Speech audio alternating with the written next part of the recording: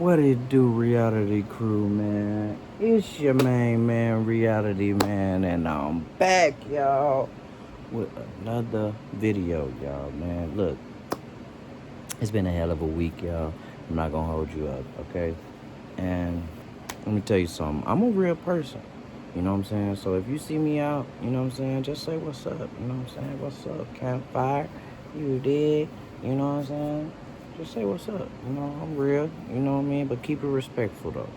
You know what I'm saying? We can respect each other, you know what I'm saying? And coexist like that. Hey man, I also wanna give a shout out to the new subscribers, y'all.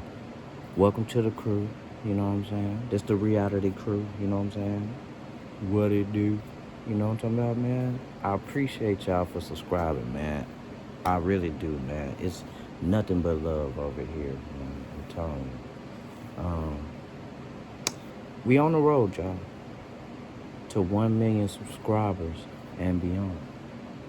But our first checkpoint is 10K. We do 10K, y'all. I'm gonna do a giveaway, y'all. I'm just gonna do a giveaway, y'all.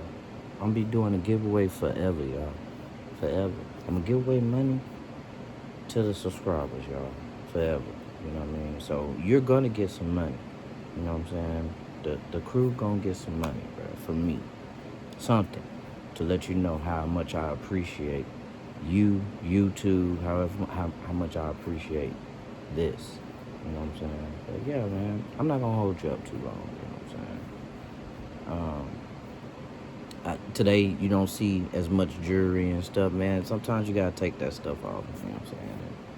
And let your shit breathe. I hope with these nose rings and facial and any ring that you cleaning them, you taking it off every day. You know what I'm saying? And cleaning the shit, bro, because that shit give off a smell, you know what I'm saying, that's ungodly, alright? Today's title, y'all, is Unfiltered Story. Today video comes to you by Unfiltered Stories, man. Shout out to you, man. I appreciate the content, man. You keep doing your thing, I'm gonna keep doing mine.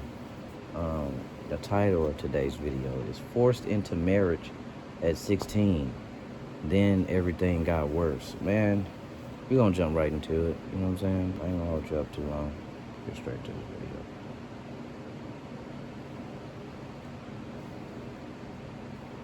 He was 24 years old at the time. He was physically abusing me. We gotta hear the exact slapping me across the time they started. I was 16 years old when this happened, and the guy that I got married to was 24 years old at the time. You got the drink he on was deck, physically but I'm abusing not gonna me. hold you He up. ended up literally We slapping got the me Paul. across the face with my baby on my hip. If you don't he jumps know, out this and is he what we comes drink over running here. at me and he fly kicks me in the chest. Got robbed, raped on the journey. I'm on the floor, I'm leaning, he's got his knee on And my cranberry chest, juice. his other knee is on my neck, he's there on top of me, he's screaming, I need you, I am, but if it wasn't for me, you wouldn't be here.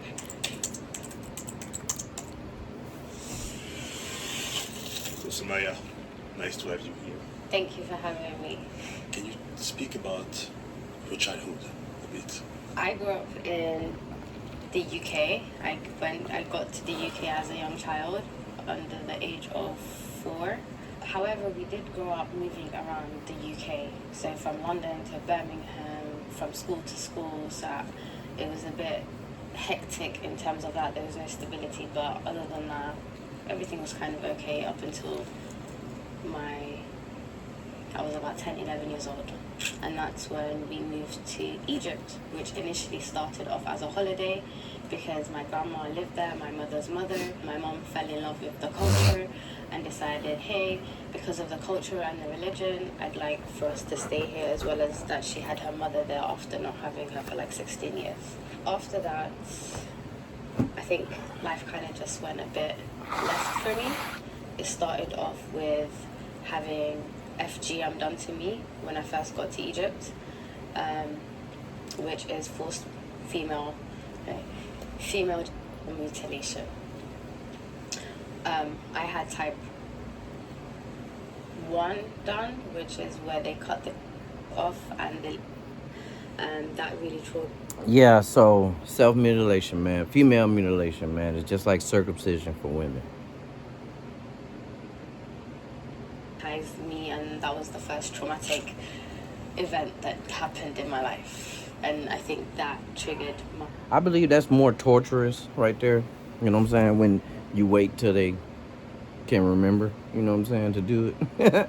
Most people don't remember after, before a certain age, you know what I'm saying? They don't. I don't remember, yo. I don't remember past fucking what? 2, 1, you know what I'm saying? Like, but the months still fuzzy, y'all. Still fuzzy. Mental health, where I started becoming more anxious, just a lot all over. Why she look familiar, y'all? Don't she look familiar to y'all? Have we seen her before? Y'all let me know if y'all know. If that makes sense. Moving forward, I started having panic attacks, which led to me having issues with my mental health.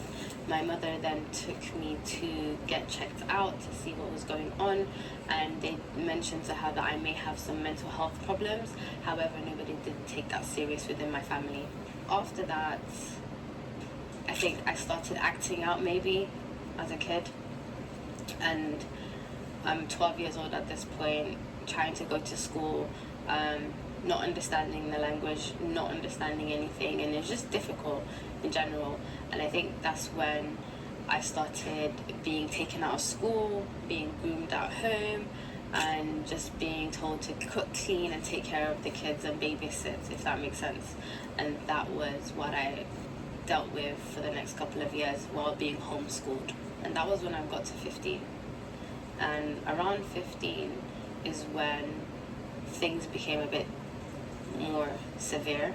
Due to my mental health issues and stuff, Y'all, I think I know where I think I know her from, bro. Don't she look like that YouTuber, bro? That that be trying like sour stuff and she be making them funny faces. I think that looks like her. Struggling with everything that was going on, with the way my life was set up. Am and I everything wrong, else. yo? I wasn't coping well. And because of that, my family deemed it necessary that I was forced into a marriage with an older man. I declined. I said no, I wouldn't want to get married to him, whatnot. However, on my 16th birthday, I was tricked to go to Dubai with my father as like a birthday holiday. He ended up getting me some gifts and whatnot. Once we were at Dubai, he tells me that I've got business in Somalia, I need to go there, and we're only going to be there for a week. So let's go to Somalia quickly. And once we get to Somalia, my dad rents a house, puts us in there, puts us up in the house, me and my brother, and then tells us, hey, you're staying here, you're not leaving, and this is where you're going to be staying. You're not going back to England, you're not going back. But I didn't know that girl had all those piercings and stuff. I did not know that. Like, she's badass, ain't That looks like her, bro. Like, am I tripping, y'all? Am I tripping? You're not going back to your mom. So he then enrolled us into school, and around 3 or 4 weeks while going to this school, one day after school, my dad had a guy in the living room of the house that we was at. Me and my brother came home, we walk in and we see the guy, and my dad and my brother rush out of the house, and I asked my dad what's going on, and he tells me sit down and speak to this man, basically. And I'm asking him why, and he was like, well, I just need you to speak to this man because you're going to be getting married to him soon, so you need to have a conversation with him. So I just felt really uncomfortable, and the guys there trying to have a conversation with me. Eventually my dad does come back and whatnot, and it is agreed that I should be getting married in the week following that. The engagement happened. They did a small wedding. I didn't have anybody of my family there to support. However, there was a woman from my dad's side of the family that was ushering everything and pushing everything, if that makes sense. And she was the one that was encouraging me, pushing me to get married to this man, to be like, Smaya, what other thing are you going to be doing? This is your husband. This is what you're meant to be doing as women. It's just a lot of grooming talks. I was 16 years old when this happened, and the guy that I got married to was 24 years old at the time. After the wedding, things were very intense because as soon as the wedding happened, I was dropped off to the house that me and my father were living in. And Bro, my thoughts on this, bro, like, bro, you can't get them too young, bro. You can't. It's always gonna be some fight, y'all. And they ain't even live, y'all. They don't even know what they want, for real. You know what I'm saying? Like, it's always gonna be something, bro. Like, I would, if I was y'all, man. Hey, man, do not marry your age. You know what I'm saying? Marry your age. You know, man, that young, 16, bro, I cannot imagine, bro. I can't imagine, bro. Matter of fact, I say when I was 18, I dealt with a 16-year-old, bro. I did. No lie, y'all. I'm not gonna lie to you. And she got pregnant. You know what I'm saying? And she left.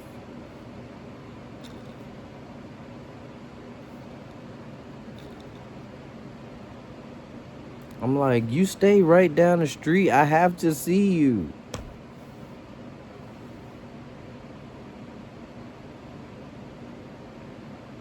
to find out that they had set up the whole house for a wedding couple, if that makes sense. So they set up bedroom, furniture, living room, furniture. They sort everything out, and they said, this is where you're going to be living. Also, my dad gave the man $2,000, no, $2,000 to take care of me, to keep me. I don't know, but $2,000 was I mean, but being forced into a marriage, it has to be 10 times worse. You know what I'm saying? Than what I'm saying. That's the point I was trying to make, y'all. Being forced into a marriage, y'all. over from my dad to Let's the see man how that this was shit getting got married to. worse. And then my dad disappeared, and he decided that he was going to Kenya with my brother, and they left me in Somalia by myself with this stranger. I was there for 4 months. Okay, so let's do a little thinking, right? You grew up in this this culture, right? And you know that this is what happens. You know what I'm saying? Like at this point, you like Cinderella. You like Sleeping Beauty. You like a fairy tale story now. Because it traditionally, this is what your people usually do. So it's not really uncommon, but now it is because you're coming out speaking about it and stuff like that. I don't know, y'all. Like, I just hate the fact that we act like, you know, the people in the past were so dumb. You know what I'm saying? Like the caveman theory. You know what I'm saying? Like, we started from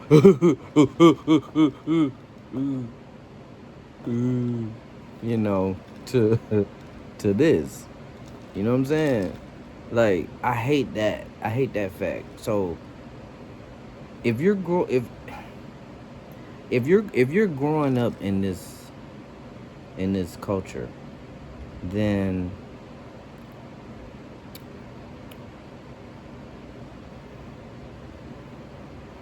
we're not looking at it like it. I'm not looking at it like it's wrong. Like, this is how y'all get out. You know what I'm saying? And it's legal where you at. So this how y'all get out. So I'm not passing no judgment here. You know what I'm saying? So for this girl, this lady, this woman to get on here and it's huge, y'all. You know, I feel like this is really Americanized right here. I'm not saying by any means that this is right. I'm saying that it's tradition where you from. And this is where you grew up. So you wanted something different. I'm not looking at it like it's bad to get married at 16 to a 24-year-old. I'm not looking at this situation like it's bad because it's legal where you at, and that's just the reality of it, y'all. I'm not looking at it like it's wrong. You know what I'm saying? I'm not looking at this like it's wrong. I'm looking at it like, okay, it's tradition.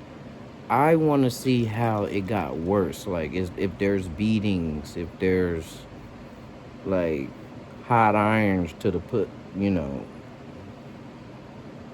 real torturous stuff going on, you know, then yeah, I'm like, damn, you know. But there's two sides to every story. Now, she's already rebellious, you know what I'm saying, and she already don't want it. So yeah, I'm pretty sure it got worse, y'all. I'm not brace those fucking pearls right now. Like, hold on. I'm pregnant, and I called my mother to let her know that I was pregnant and I didn't want to continue staying there. And at the time, I fibbed. But it was because I knew, had I said that the guy was abusing me, that I wouldn't be taken serious, and I would be told that's a wifely duty that you need to do to your husband.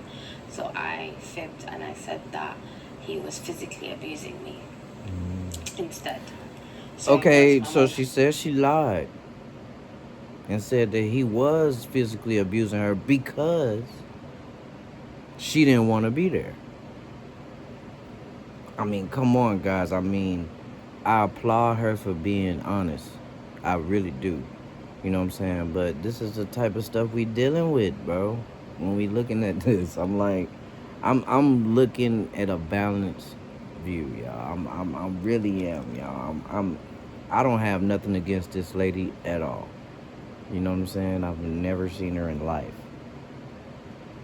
That he was physically abusing me. I've never seen this. Got me to it's a blind reaction, UK, y'all. and I was 16 and 2-3 months pregnant at the time. I came back to the UK, found out I was pregnant.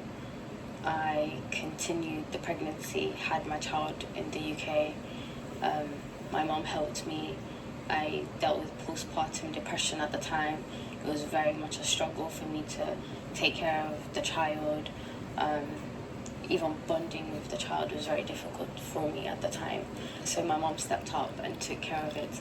While that is going on, my dad forced me back into college because he was saying that if a woman was supposed to be living in his house, she was either meant to be working or education, that nobody can be sitting idly in the house. And I am 6 months pregnant at the time. So he forced me to go back to college at the time, pregnant and all, to study. At the time, after I gave birth, I'm sure he was upset. He was like, it's tradition. Fucking beach. You know? That's how niggas really think, you know what I'm saying? Like, for real. Like, it's like, bro, I dated 2 girls under my age. You know, my girlfriend now, and dude, it's just not it for me. You know what I'm saying? Like,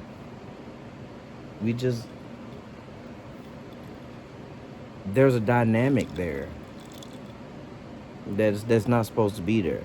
You know what I'm saying? If you taking my advice, bro, I say marry who you want, who you love. Um, not underage children. Okay, that's a no.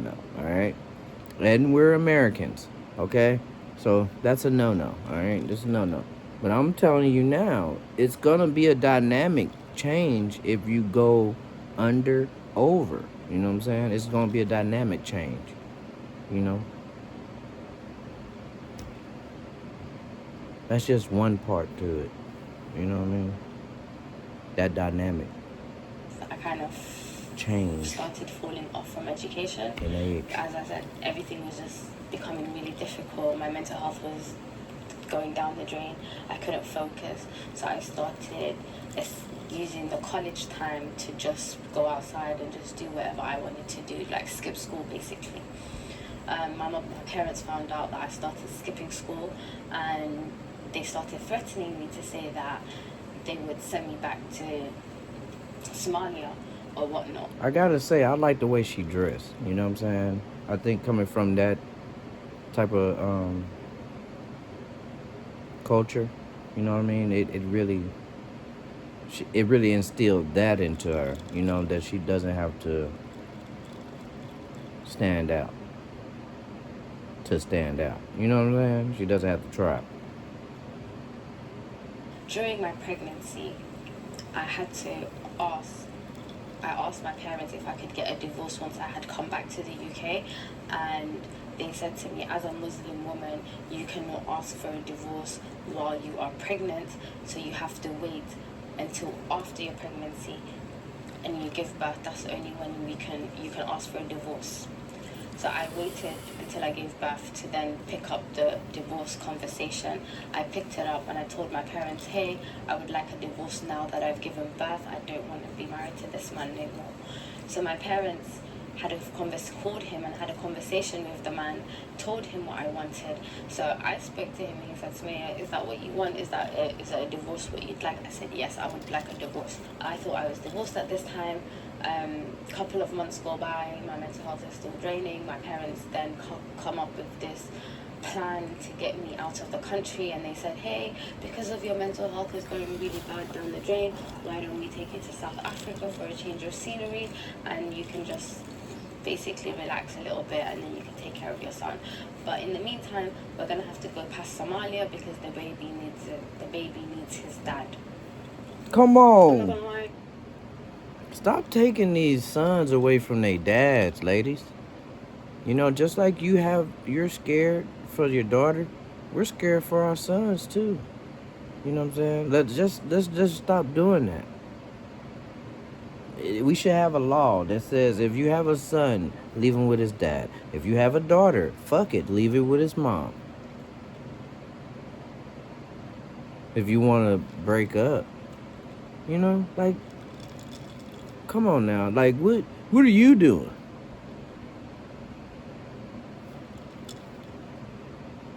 We gotta stop this. At 17, I was very naive and I didn't really You gotta stop understand that. the whole concept Right. or anything. And I trusted my parents blindly, so I followed them, and that's how I got stuck in Somalia a second time. 7 days go by, I call up my mom. I find out that she's at the airport headed back to London. And I'm on the phone to her asking her, hi mom, how are you? Like, where are you? Like, and there's just a lot of loud noises going on behind her. And she's like, oh, I'm at the airport. I'm about to board my flight. I'm headed back to London. And I was like, what, mom, are you leaving me here by myself? And she was like, well, yeah, you have a husband and basically you're a married woman. Go back to your husband, basically. And I said, excuse me, am I not divorced? I thought you said I was divorced. I asked for a divorce 3 months ago. So what do you mean now, 3 months later, I'm still married and I'm a married woman? Well, she's like, well, that didn't happen. So now you're married. You need to now deal with your husband, basically. And I feel like, you know, they doing that because, look, when you get into Islam, right, and you're Muslim, the laws, bro, the laws are crazy, dog. And it's like when you ask for a divorce, bro, like you can't be with nobody, bro. Or you get stoned, bro. They put you to death. You know, it's like blasphemous in the eyes of the Lord. You know what I'm saying? So I'm pretty sure her mom was like looking out for her, like you 16, man. You ain't even worried about the laws right now. You know what I'm saying? I'm pretty sure your 16 eyes to go and get somebody else right away. And that's not part of our religion. You know what I'm saying? I'm pretty sure her mom's looking out for her and saying, "Go back to your husband." And when you get old enough to understand, and you still want to go, then you make that move. But right now, I'm making moves for you. You know what I'm saying? Like, we can't be the family that's going against the laws right now. You know what I mean? Go back to your husband. Because trust me, it's hard. Once you get divorced, you gotta wait till he marry again. Until you get, it's very hard. It's very difficult. The phone.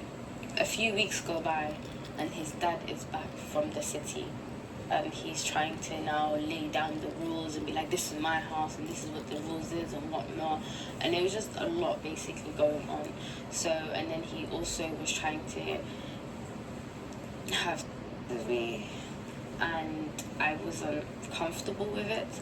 So I kept putting the baby in between us. I was using the baby as a shield for the time being. One morning, I had the baby on my hip, and I can't remember exactly what it was we were arguing about, but we were arguing, and he started raising his voice at me, and I must have said something to piss him off. I can't remember exactly what it was.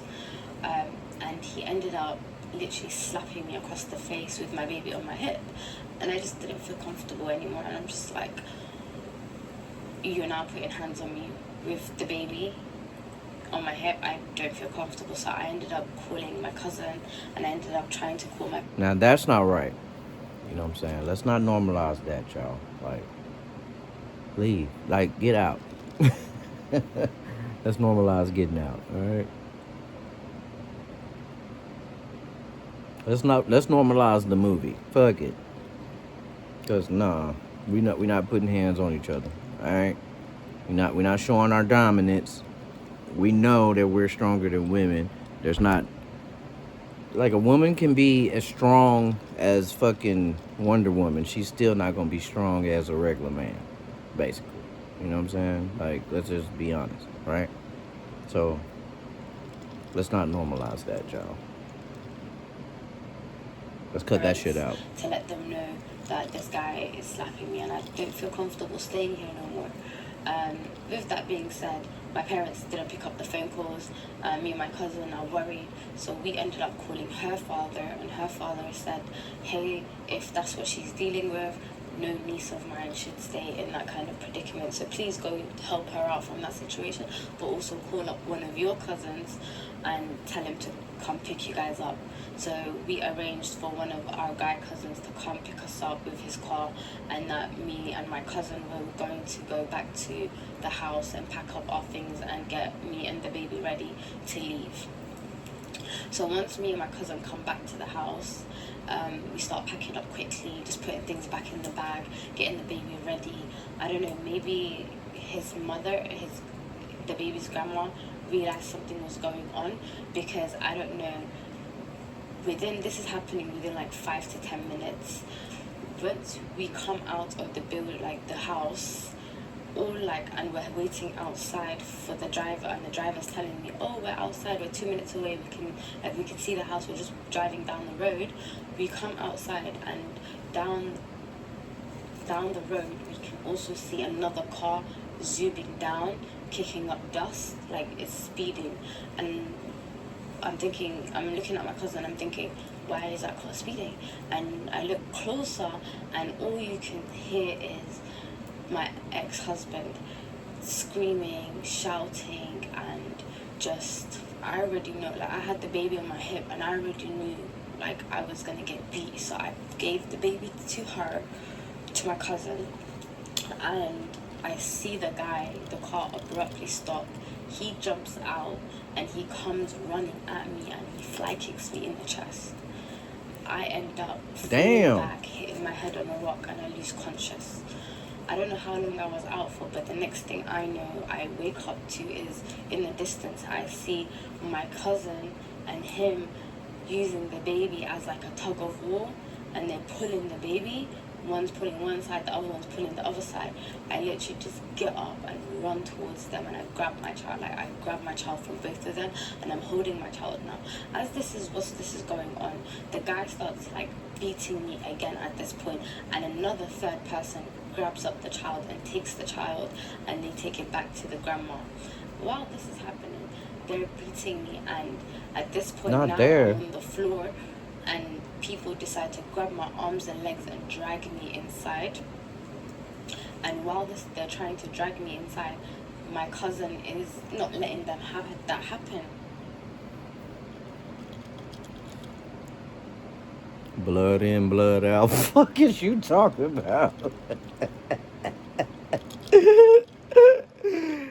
They said, bitch, the only way out is the box.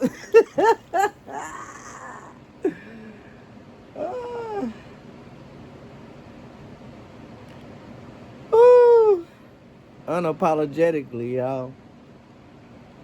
Damn.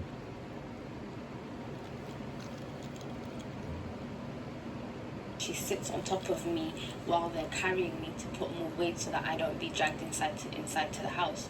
Now there's like a crowd of people around and everybody's watching, and it's just, the situation is getting really hectic. So they took us into the next door neighbors, and that's when they called the family, and lo and behold, the family pick up now.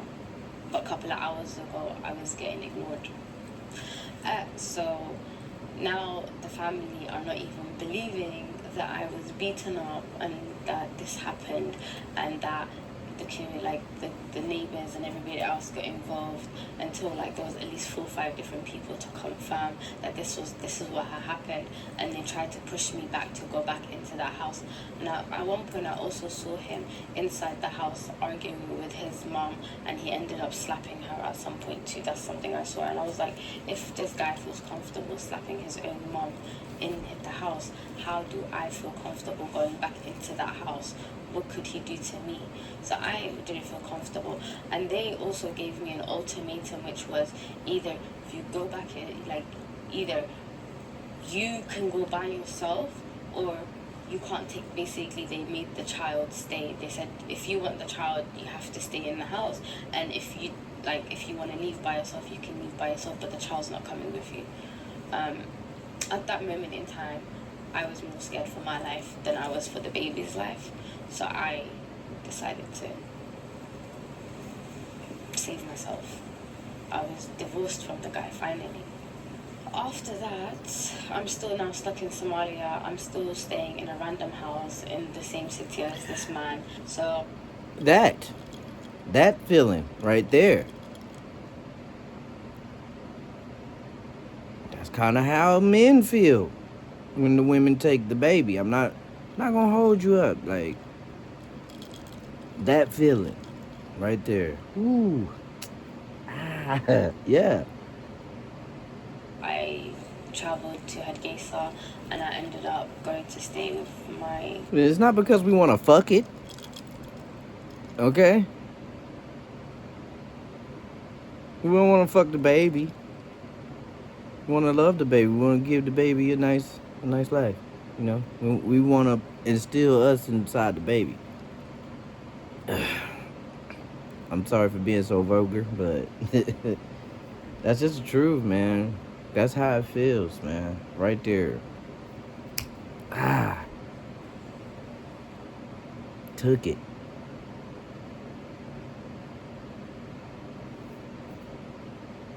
I'm really trying to emphasize that so we can get a voice out there. You know what I'm saying? Saying that fuck, man.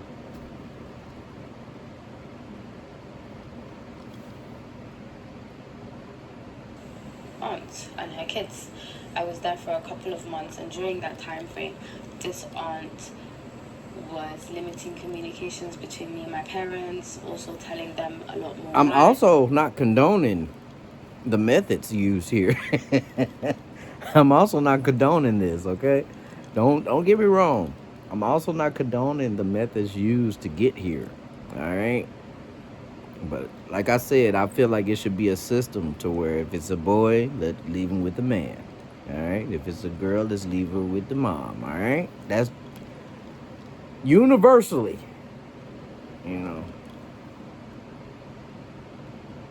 Smay is a menace, Smay does this, Smay is always outside, just tacking on the lies and saying that I was a bad influence to her children, while also she was kind of giving me advice on what to do or what other girls at the time were kind of going through, and she gave me the bright idea to end up going to the British consulate in Ethiopia and contacting them and asking them for help.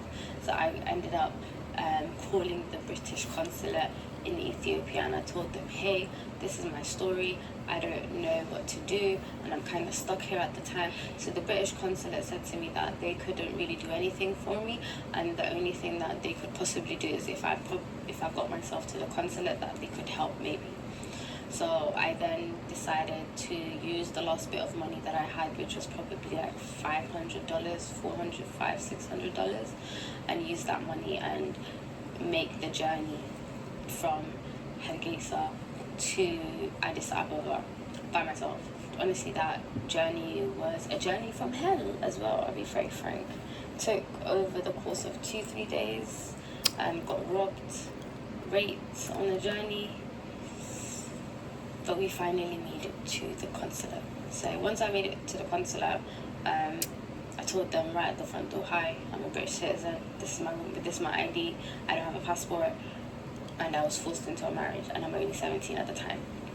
And then they were like, so they took me inside and they started to process like if I was genuinely a citizen. I think they kind of confirmed I was, and then they listened to my story.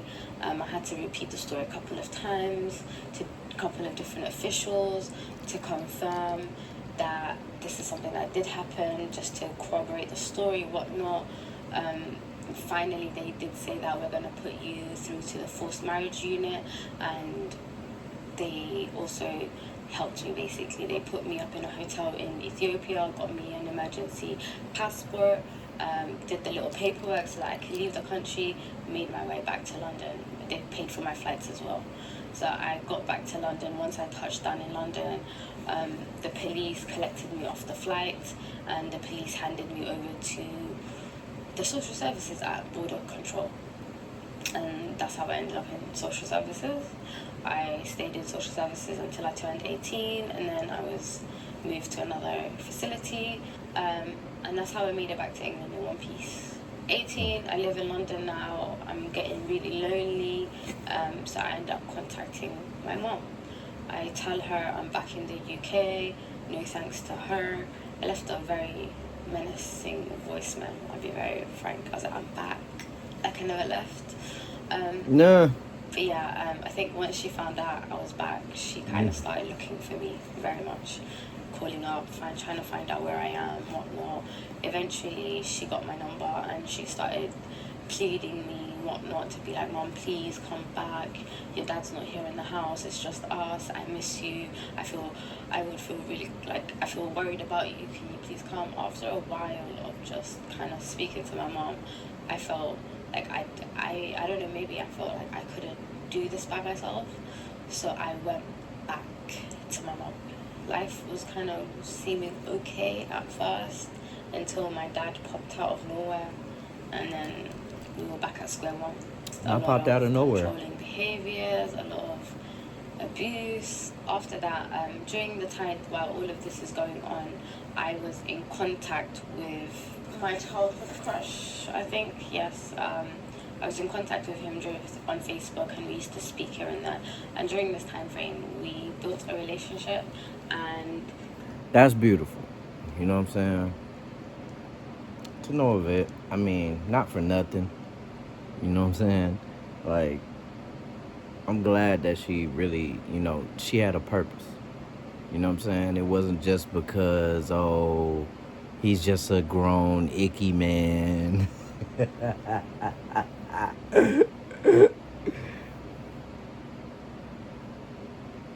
Talking about marriage and whatnot.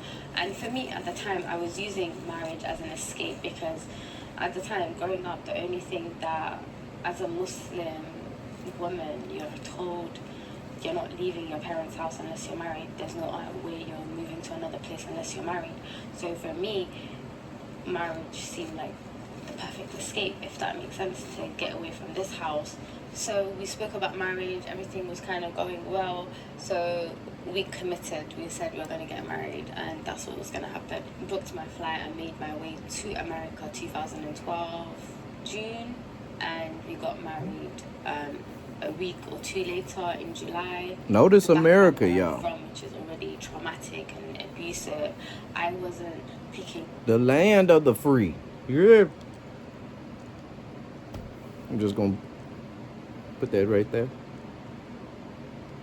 up on the verbal abuse that I was receiving from him, the manipulation. I wasn't picking up on it. I just thought it was normal things until it slowly escalated, and it escalated to the point where it started with shoving, pushing, shouting, Shit. getting in my face, threatening. It was really bad. So over the course of 6 months, it went from small shoves, I'm so sorry, I will never do that again, to a full-blown beating. Reality didn't hit maybe until a year later. And I think maybe the third time he put his hands on me, I think that's when I started fighting back. Because before that, I wasn't. I think after that, I was getting annoyed because I haven't done anything to you, and all you're doing is pushing me, shoving me, hitting me, balling your fist up, punching me. So I wasn't allowed to speak to my mother on the phone. And why I wasn't allowed to speak? With these stories, man, I definitely would love to hear the other side of the story, bro. Like, we can't do that, y'all. We can't just let. I'm sorry. As much as I wanna believe her, you know what I'm saying. I gotta be like, man, what he said happened. You know what I'm saying? And then I gotta put it together. You know what I'm saying? But right now I hear her story. You know what I'm saying? It's very, very sad.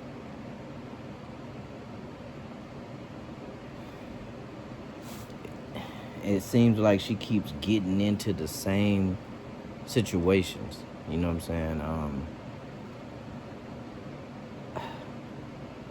I understood when she said, okay, I had a crush, you know. I had people that I liked. That's why I didn't want to be married. But then you turn around and get married. Like, that's, I mean, so soon. You know what I'm saying? Like, take some time. Take some time, you know. I'm pretty sure that's what she's doing now, taking time. Hopefully, that's what she's doing now, taking time. You know what I'm saying? Hopefully, that's what she's doing. You know, it's taking time and really understanding herself and understanding what she want in a marriage, because marriage is something sacred. When you say you're getting married, you basically saying that I'm submitting. You know what I'm saying? That's submission. That's submission on both sides. You know what I'm saying? For the man and for the woman. You know what I'm saying? So we got to figure ourselves out first, y'all, before we get into these relationships, y'all. My mother on the phone because I let it slip one time that my mother doesn't like him, and that she feels like he's a bad influence. The one day I'm sat there after work, I'm really tired. I'm speaking to my mom and I forget myself, and I've just been speaking to my mom for 30-40 minutes, and I realized he's at the door and he'd come in. So I was like to my mom, bye, I gotta go. Yeah, I went into the closet to start organizing it because there's clothes everywhere, and we just moved into this house, so I thought, let me get productive because I couldn't hack him shouting at me because that's all he ever did. So I was like, okay, cool, let me act like I'm being productive. So I went in technically and I put music on my phone. All I'm hearing is my phone like get more distant, so it was picked up. So I come outside of the closet to look, and he's picking up my phone and he's kind of going through my phone. So I didn't want him to see that I was speaking to my mom, because whatever I do, I'm gonna get the brunt of it. So I was like, I don't want him to see, because I can't hack another fight, another argument, another something. So I said, hey, why do you have my phone? I snatched my phone off of him and I was like, don't look at my phone, why are you going through my phone? And he literally just started getting angry and then literally started balling his fist up, came towards me, snatched the phone out of my hand and then grabbed my neck and then pushed me to the wall and started squeezing it. And that's when I decided I'm fighting back. This was a very long fight. Like, it was going on for like roughly an hour. Just back and forth, throw this, throw that, punch, run away, do this, do that. Finally, he eventually gets me onto the floor. I'm on the floor, I'm leaning, he's got his knee on my chest, his other knee is on my, and he's there on top of me, screaming, I made you, I am. If it wasn't for me, you wouldn't be here. If it wasn't for me, you would be nothing. Just trying to break my spirits. I kind of come out of it eventually, and we're now tussling, and he... That's what I'm saying, y'all. We gotta stop, man. It's submission, y'all. We're submitting. We're listening. You know what I'm saying? Bro, regardless of anything, you know what I'm saying? We're listening, bro. You see what happens. People fly off the handle about that ego, about that pride, y'all. Fly off. You know what I'm saying? They gotta have it. They gotta have you listening. You know what I'm saying? They gotta have it, man. We see it too much, y'all. You know what I'm saying? We gotta think before, with this head, not the other one. All right? You gotta think, man. You gotta think. When we get into these situations with other people, other humans, you know what I'm saying? It's just not something that you're gonna tell somebody to do. You know what I'm saying? You're not gonna just tell somebody to do something. You know what I'm saying? They're gonna have to want to do it.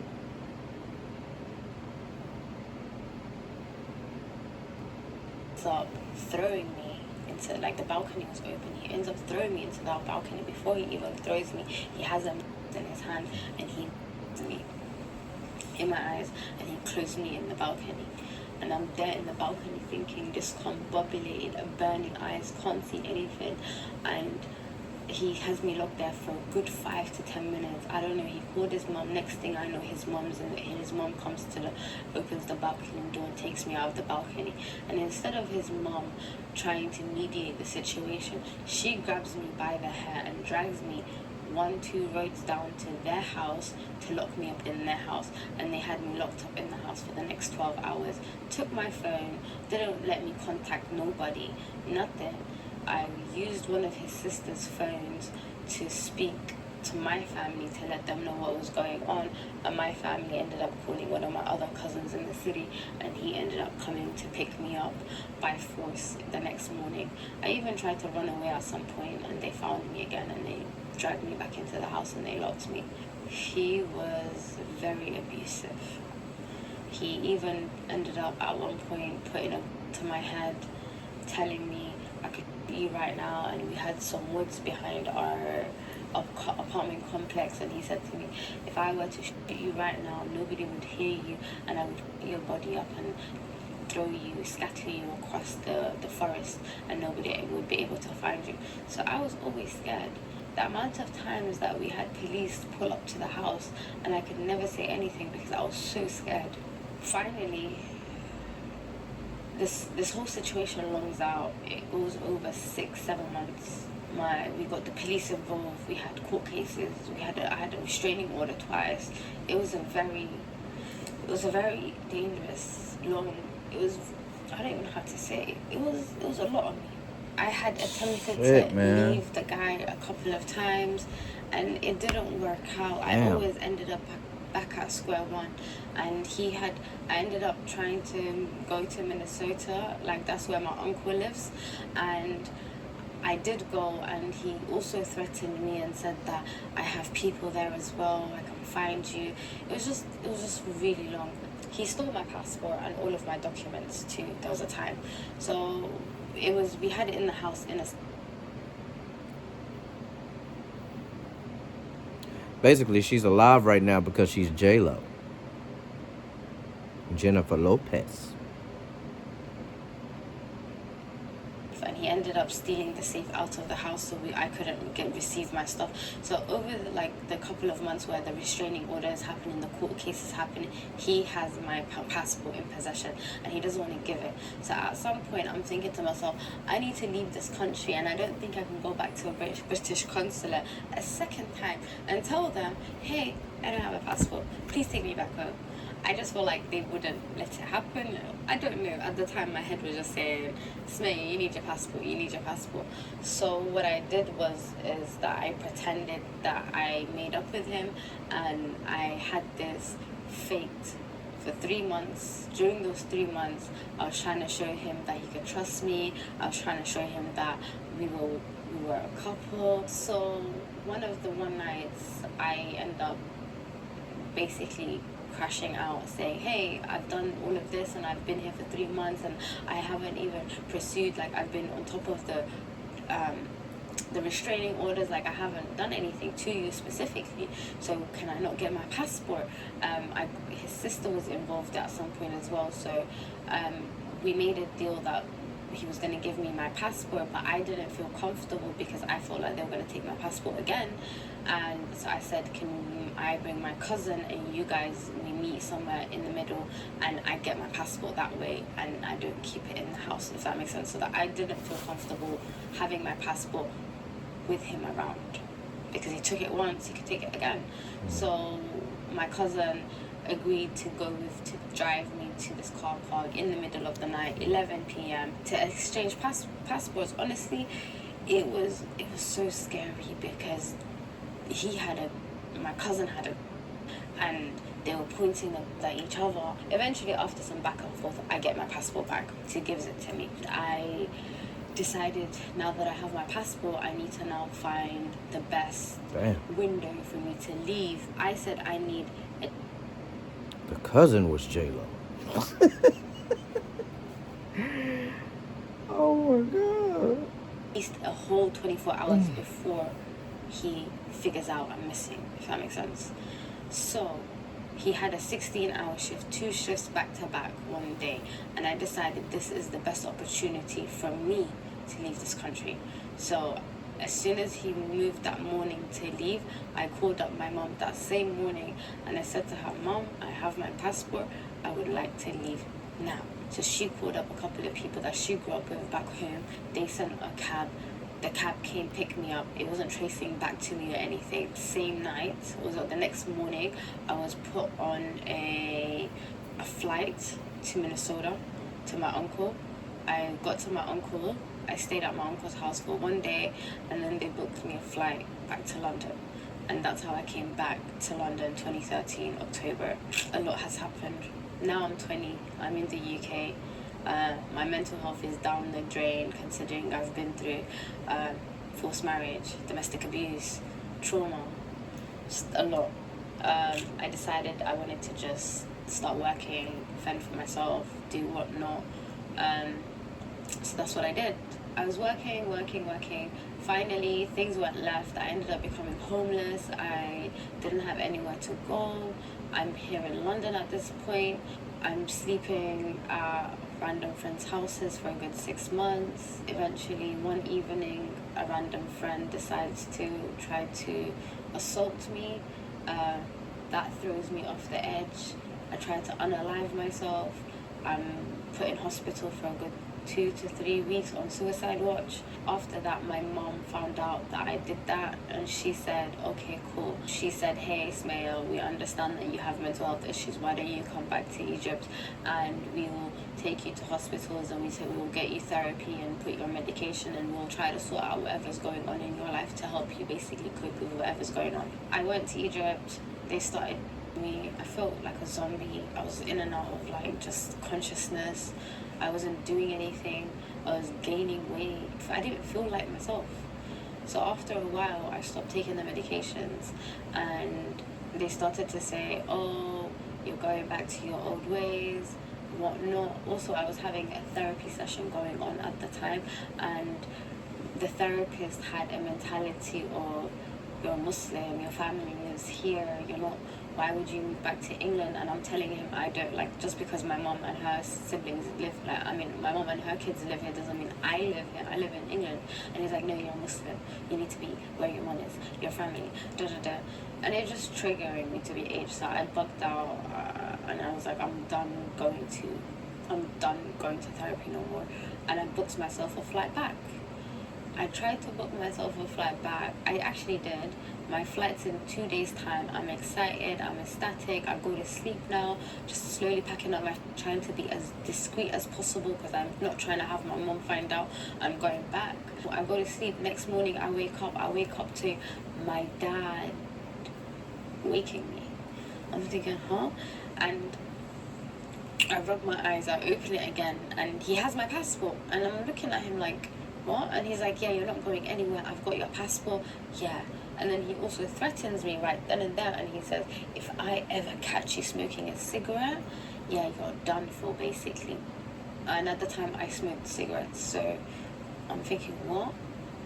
And he threatened me. So anyways, that evening I decided, oh my god, I can't even stay in this house, let me go out. So I went out with some friends. I went to do some shisha. I ended up putting it on my Snapchat. Somehow, some way, one of my siblings showed it to my parents. I come back home, and yeah, my phone was confiscated, my laptop was confiscated, and I was locked in the bedroom. I wasn't allowed to leave the house. The house was under lock and key at all times. Yeah, I was in that room for a good 7 weeks. During that time frame, I had one of my siblings go buy me cigarettes indiscreet and pass it to me, and I used to smoke it outside my window around 2 a.m. every night. One night, I'm there smoking a cigarette, and my mom comes into the room, and she comes into the room, and she smells it, and she's like, what are you doing? And I said, oh, I'm smoking. And she flips the whole thing and makes it seem like I'm smoking. Oh, you're smoking. I'm looking at her like, no, Mom, I'm smoking a cigarette. Where the hell will I get from? I'm here locked in this room. And then she was like, oh. And I was like, please don't tell Dad. And she's like, what? Don't tell Dad. She stands at my door and she calls him. He comes into the room. At this point, I've already thought into my head, whatever happens, happens. Like, at this point, what can I do? Nothing. I got caught. So he comes into the room and he says to me, is this true what I'm hearing? I said, if you're hearing it, then I guess. And he was like, huh? You're being sarcastic as well? So he walks out. I was never expecting this. He walks out. He comes back in a minute later. All I'm hearing is clink, clink, clink, clink, clink. A bell? What? He comes back into the room, and he comes into the room with 2 chains in his hand. I didn't even notice 2. I just noticed the one at first. It was the size of my arm in terms of like width.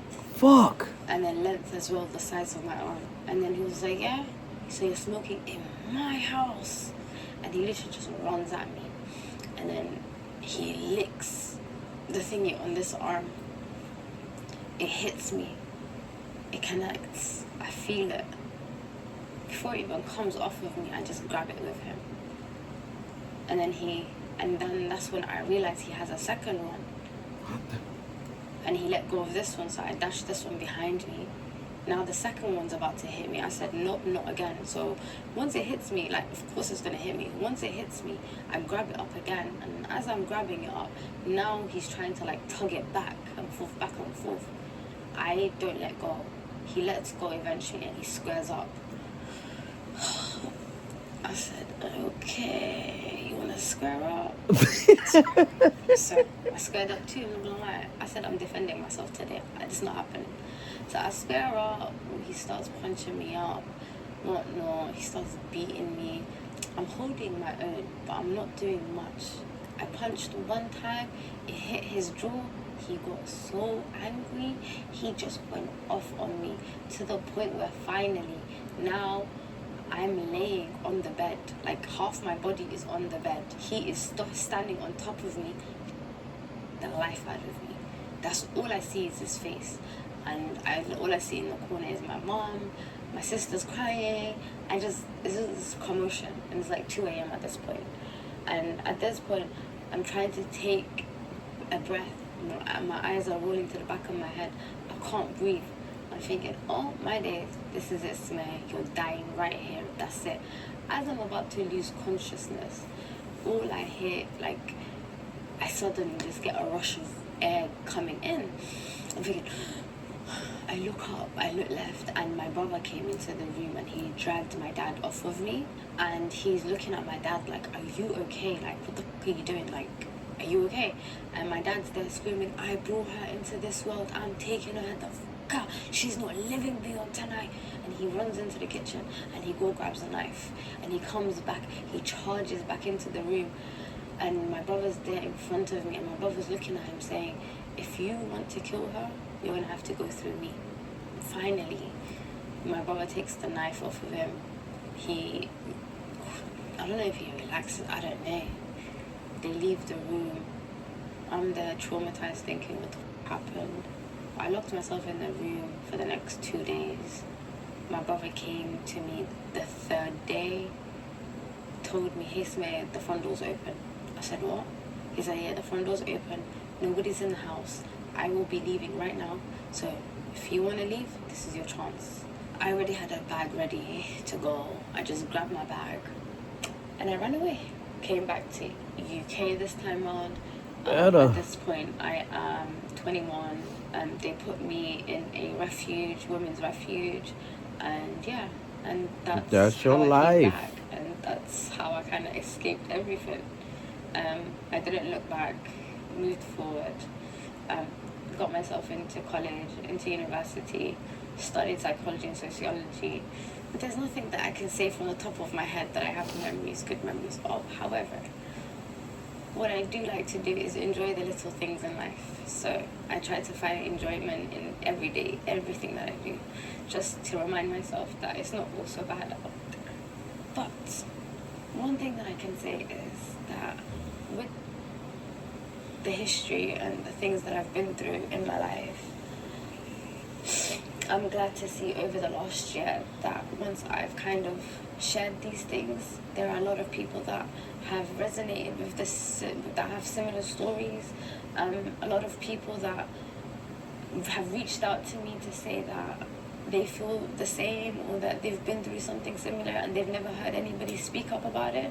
I just want to say I'm kind of glad that I'm speaking up for them, and yeah, I'm just glad that I made it out on the other side as who I am, and I haven't lost the person that I am, and I still like to find joy in everything that I do, and it's not all doom and gloom, if that makes sense. A lot of abuse happens behind closed doors and in the hush-hush community. Everybody loves to keep it down low, quiet, shame, ooh, ah. What I say is speak up.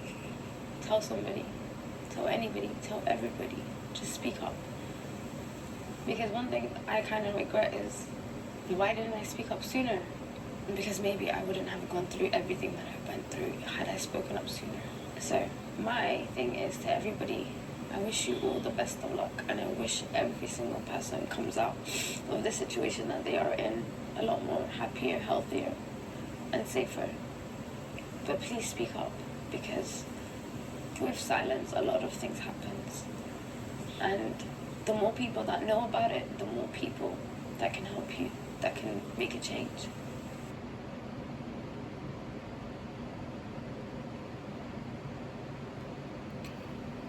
All right, y'all. Whew. That was one for the books, you know what I'm saying? Man, that's another video. You know what I'm saying? We got through it. We got it done, man. If you're still here, man, like, comment, and subscribe, y'all. How y'all feel about that, man? I feel like, hey, man, she looked like a badass to me. So she was fighting back in some sort of way. That's how I feel. You know what I'm saying? In some sort of way, she was fighting back. You know what I'm saying? So, kudos to her for making it out of that, you know what I'm saying, alive, without killing, without being killed. You know what I'm saying? Hey, man, another video, y'all. Hey, until next time, y'all. Happy camping.